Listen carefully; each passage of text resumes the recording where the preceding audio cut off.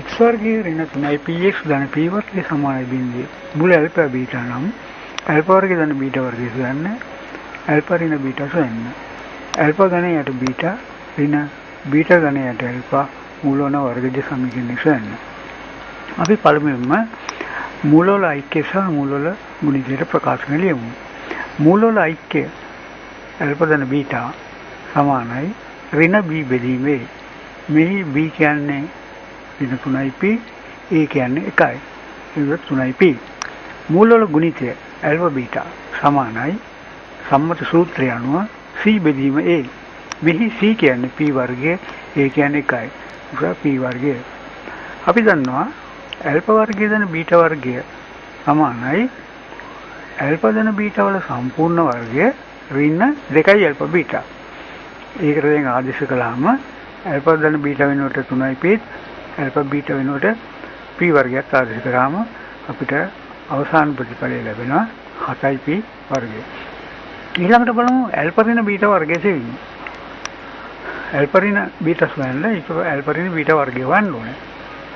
අපි දන්නවා ඇල්ෆා ඍණ බීටා වර්ගය සමානයි ඇල්ෆා ධන බීටා සම්පූර්ණ වර්ගය ඍණ 4යි ඇල්ෆා බීටා. ඇල්ෆා ධන බීටා වෙනුවට 3යි p, ඇල්ෆා බීටා වෙනුවට p ආදේශ කළාම අපිට ඒක සුළු කරාම මෙන්න මේ වගේ 5යි p වර්ගය ලැබෙනවා. එම නිසා ඇල්ෆා ඍණ බීටා සමානයි මූල 5යි p.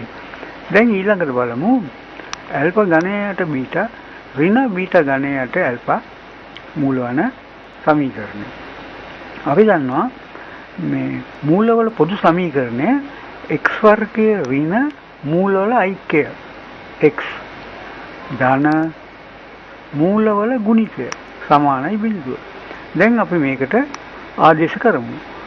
x වර්ගයේ ඍණ මූලවල ඓක්‍ය කියන්නේ ඇල්ෆා ඝනයට බීටා ඍණ බීටා ඝනයට ඇල්ෆා.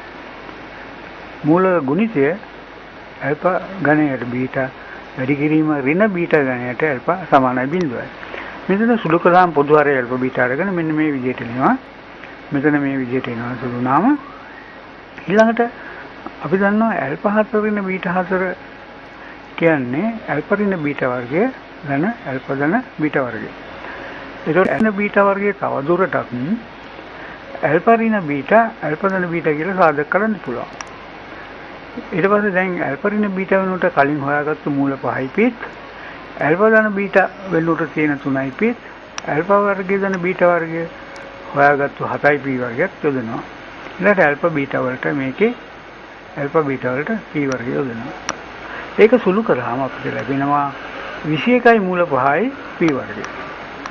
දැන් x වර්ගය ඍණ සොර මූල වල ඓක්‍ය වෙන්නේ මේක, මූල වල ගුණිතය වෙන්නේ මේක.